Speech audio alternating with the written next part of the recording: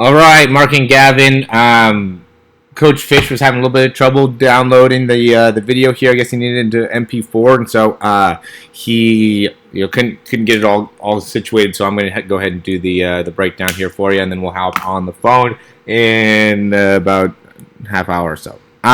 So I think Gavin, we still got to work on overall height with that arm. I think you're doing a better job with keeping that elbow high. Now, the thing is that really your initial movement is where you want to keep that elbow high. Okay, you don't really want to drop here. But most importantly is when you're coming forward, this is where you want to drive up the elbow. Okay, so here you want to think about elbow coming up, and we have a drill here. See how you're keeping that so low. I think it's good that you're working on trying to get that front arm a little bit more under control. I mean, there's definitely some technical things that we want to work on, and I know you're doing a good job in terms of getting the ball there, and I think that's great. I just know that your overall potential is not being maximized currently. I mean, you could stay with your current mechanics or just make small improvements on the current mechanics, but you're going to kind of hit a plateau there. But if you start being able to better understand how to utilize that elbow, how to utilize that front arm, you're going to get a lot of big improvements, and you're going to do that very, very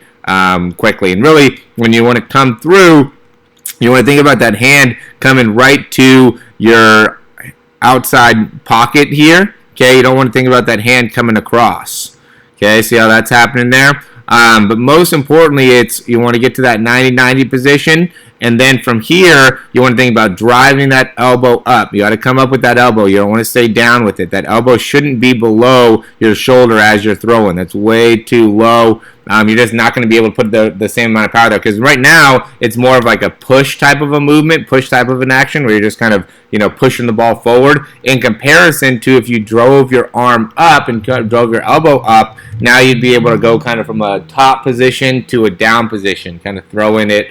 I mean, top to down, or top to down would be the much better way of saying it there. Much easiest, or the easiest way of saying it. And I think once you could work on that, that's going to be a big improvement in terms of your overall overall throw. And again, I know you're definitely getting the ball there. It's not like you're not, but even here now in this one, the one thing that I would say is that you want to keep that arm. This one you do a better job of keeping that arm closed. It would be the same thing when you're throwing. Is that you want to lead the hips first, right? And you do a good job. Hips go through first here, and then drive that elbow back. You don't want to allow that shoulder to open up right away, and then come through from there. And I know you could be again accurate there, throwing it maybe 15-yard throw here altogether somewhere in there. But as you go, you're going to end up wanting to put a little bit more velocity as the older that you get. In order to get more velocity, you don't want to be coming from that down to kind of up position with the elbow. You want to be going the other way. That much more of kind of like an up to down look and feel to it. I'm going to try to find some. Let's go here. Let's go to movies. See a good example of somebody that we did pretty recently. I mean, Turner Holiday is obviously a good one. Even we can go like Deshaun Watson. This is our breakdown. Never mind. Aaron Rodgers. How about Aaron Rodgers? It doesn't get much better than that. See if we can get a good angle from the front here.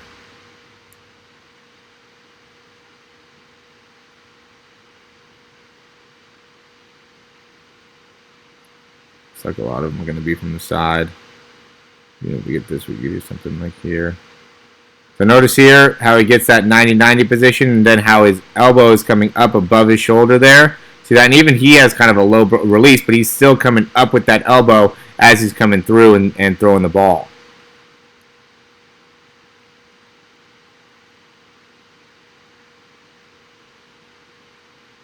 And then as he's coming through, he's also going straight down with the arm, making it so that arm's coming towards his hips rather than. This looks like this would be a good one here. Okay, yep. So see how that elbow is coming up above that shoulder there. Okay, I see that positioning, and then when he throws, he's coming right down. The trajectory of the ball is coming downwards. See how, or of the arm is coming downwards. See how its hands up, and then boom, coming back down, where yours is a little bit more elbows staying below the shoulder, and then when you're releasing the ball, it's not coming downwards, it's going right to the side. See the difference there?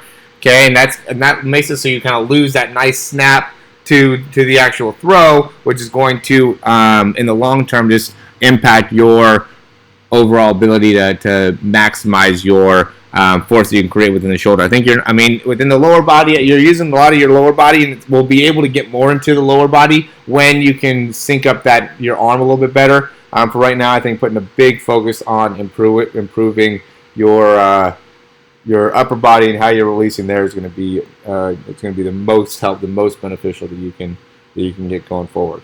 All right, let me know if you have any questions. We're going to hop on the phone here pretty soon, and we'll go from there. All right, thanks, and we'll talk soon. Bye.